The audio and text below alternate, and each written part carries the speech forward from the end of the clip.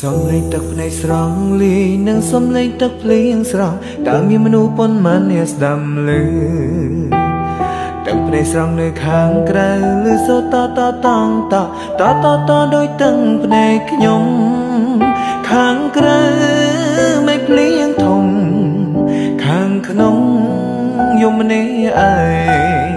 ទឹកភ្នែកខ្ញុំហូរលី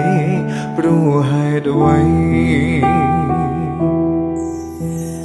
ខ្ញុំកំពុងតែយំឯមេឃក៏យំប្រណាំងខ្ញុំយំតែមេឃយំព្រោះអ្វីដែរខ្ញុំយំព្រោះបាត់គូខ្ញុំទៅខ្ញុំយំឬមេឃយំព្រោះបានស្នេហ៍ដែរកុហកខ្លួនឯងថាគេមិនចោលយើងទេ